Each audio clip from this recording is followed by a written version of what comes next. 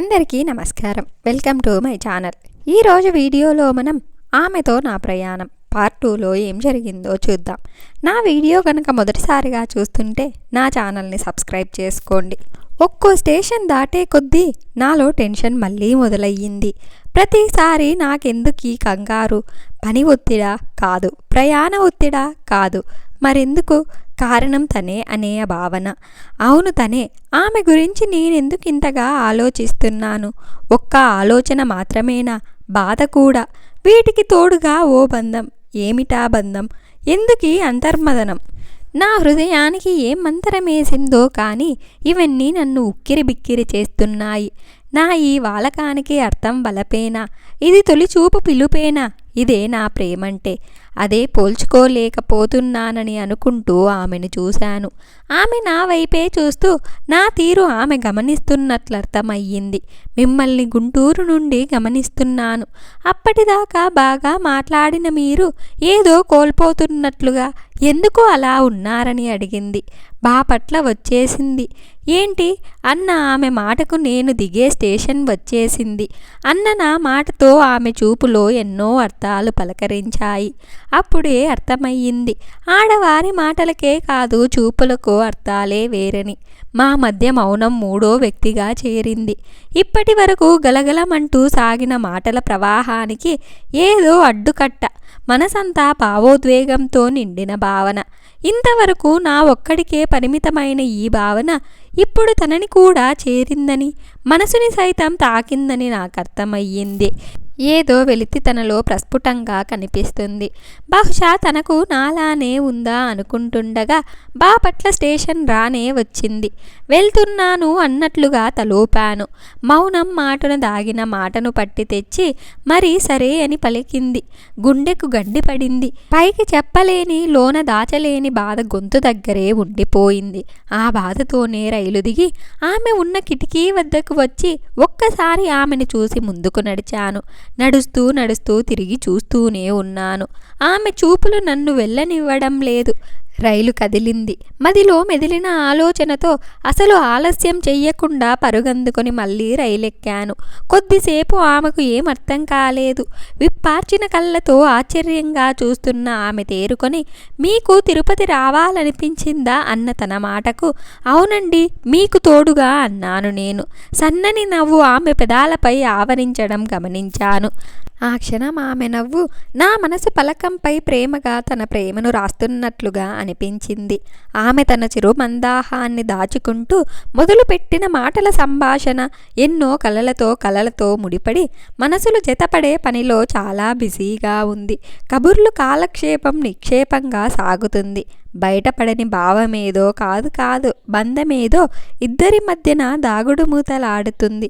ఆమెతో అడుగడిగిన స్నేహం ప్రణయం వైపు పరుగెడుతుందని తలుచుకుంటూ నాలో నేను మురిసిపోతూనే అప్రయత్నంగా యురేకా అని గట్టిగా అరిచాను.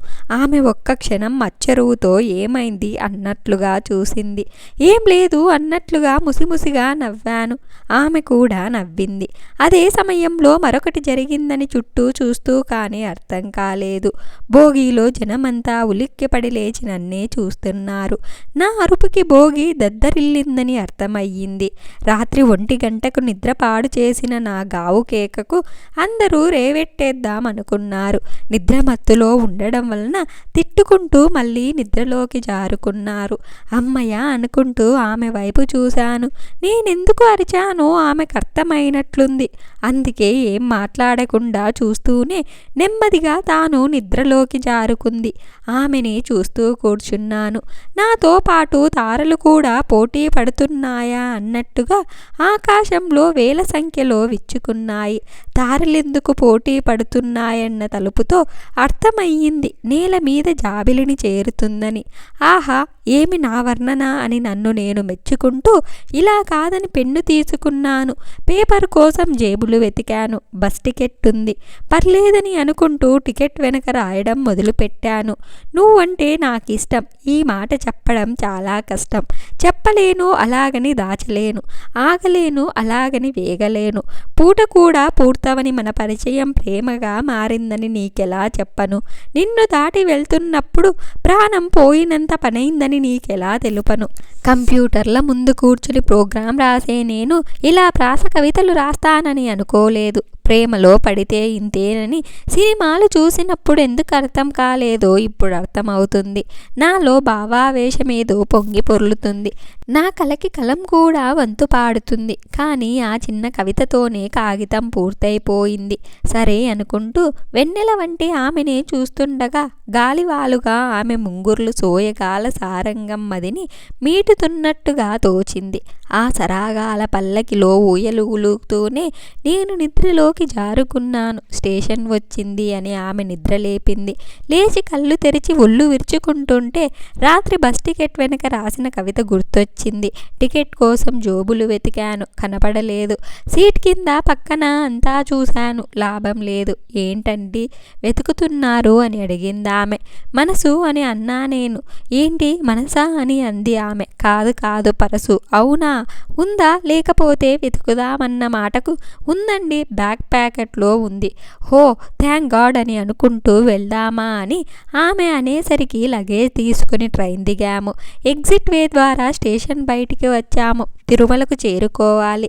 ఎలా వెళ్దాం? బస్సులో వెళ్దామా, నడకదారిలో వెళ్దామా అన్న ఆమె మాటలకు మీరెప్పుడు ఎలా వెళ్తారు అన్న నా ప్రశ్నకు సమాధానంగా అలిపిరి వద్ద దిగి నడకదారిలోనే వెళ్తామని అంది. అలాగే వెళ్దామన్నాను నేను. బస్ ఎక్కి అలిపిరి వద్ద దిగి ఫ్రెష్ అయ్యి ఎవరి దారిన వారు వెళ్ళాం. నేను తయారయ్యి లగేజీ సర్దుకుంటుండగా వినపడిన అలికిడికి పక్కకు తిరిగి చూశాను. తనే పట్టు పరికిణీలో బుట్టబొమ్మలా ఉంది. ఆ అందాన్ని దాచుకుందుకు నా కనులు ఒకదానికొకటి పోటీ పడుతున్నాయి. ఆ క్షణం ఆమె తప్ప నాకెవరూ కనిపించలేదని అంటే నమ్మరేమో బహుశా. విప్పార్చిన కనులతో రెప్పార్చకుండా తననే చూస్తున్న నన్ను పిలిచిన స్పందన లేకపోవడంతో ముఖానికి దగ్గరగా చేతిని ఊపింది. ఆ గాజుల సవ్వడికి తేరుకున్న నన్ను చూసి నవ్వుకుంటూ బయలుదేరదామా అని పలికింది. అలాగేనంటూ తల ఊపాను. గాజుల సవ్వడి, మువ్వల సందడి, వీటికి నవ్వులు ముడిపడి పక్షుల కిలకిలలా రావలు రాగాలు తీస్తూ శుభోదయం తెలిపినట్టుగా ఉంది. ప్రతిసారి ఆమె అందానికి, ఆ ఆనందానికి వినపడిన అనుబంధమేదో ముడిపడుతుందని అర్థమయ్యింది. ఈ అనుభూతి ప్రతిసారి కొత్తగానే ఉందని అనుకుంటూ ఉండగానే లగేజీ కౌంటర్ వచ్చింది. లగేజీ ఇచ్చేసి టికెట్ తీసుకొని మొదటి మెట్టుకి నమస్కరించి మెట్ల మార్గం ద్వారా నడక ప్రారంభించాం. తొలి అడుగులు మొదలయ్యాయి. చుట్టూ ఉన్న చెట్టు చేమని పలకరిస్తూ మాటలు కూడా కదిలాయి.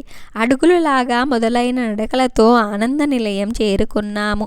ఆన్లైన్లో ముందుగానే బుక్ చేసుకున్న కళ్యాణం టికెట్ ద్వారా స్వామివారికి కళ్యాణం జరిపించి పద్మావతి సమేత వెంకటేశ్వరుని దర్శించాము. ఆమె ఏం కోరుకుందో తెలియదు కానీ నేను మాత్రం వచ్చే సంవత్సరం మేమిద్దరం భార్యాభర్తలుగా నీ వద్దకు వచ్చేలా దీవించు స్వామి అని కోరుకున్నాను. ప్రసాదాలు తీసుకుని ప్రశాంతంగా ఒక చోట కూర్చున్నప్పుడు మాటల సందర్భంలో ఏదో పెద్ద కోరికే కోరుకున్నట్టున్నారు అందామె. ఆ మాటకు చిన్నగా నవ్వి వెళ్దామా అన్న నా సైగతో అక్కడి నుండి కదిలాము. కొండ మీద గుళ్ళన్నీ చుట్టేసి నడక మార్గంలో కిందకి బయలుదేరాము. నడక మొదలైన మొదలు తుది వరకు ఒకటా రెండా ఎన్ని మాటలో ఎన్ని జ్ఞాపకాలో. వాటన్నింటినీ మనసు సూట్ కేసుల్లో సర్దేసి రైల్వే స్టేషన్కి చేరుకున్నాం. ఇరువురి హృదయాల్లో ఒకటే అలజడి. ఆ అలజడితోనే ట్రైన్ ఎక్కాం. తిరుగు ప్రయాణం ఎక్కువగా మౌనానికే స్థానమిచ్చింది. మరి కొద్ది గంటల్లో మా గమ్యాలు వేరవుతాయి. ఈ తలుపుకు ఎద తలుపులు బయలుదేరేలా కొట్టుకుంటున్నాయి. నిన్న ప్రయాణంలో నా ముఖంలో మాత్రమే కనిపించిన వెలితి ఇప్పుడు తన ముఖంలో కూడా. మరో 10 నిమిషాల్లో నేను దిగుతాను అనగా నిన్న రాత్రి టికెట్ మీద రాసిన కవితను ఆమెకు ఎలాగైనా వినిపించాలని విశ్వ ప్రయత్నం చేస్తున్నాను. కానీ మాట పైకి పెగలడం లేదు. గుండె బరువెక్కడం అంటే ఏంటో ఇప్పుడిప్పుడే తెలుస్తుంది నాకు తెలుసు తనకి నాలానే అనిపిస్తుంది. ఆడ మనసు కదా, అంత తేలిగ్గా బయటపడదు అని నాకు నేను సర్ది చెప్పుకున్నాను. మనసులో మాట ఇప్పుడు చెప్పకపోతే ఎప్పటికీ చెప్పలేను. ఎలాగైనా ఏదేమైనా చెప్పి తీరాలి.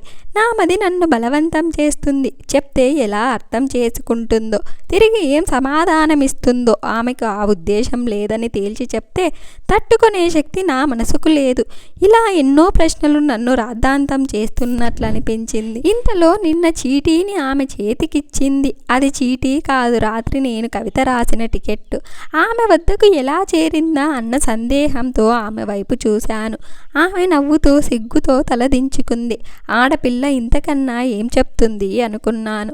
5 నిమిషాల్లో నేను దిగేస్తాననగా ఆ 5 నిమిషాలు సాగిన సంభాషణ మా ఇద్దరిని ఒకటిగా చేసింది.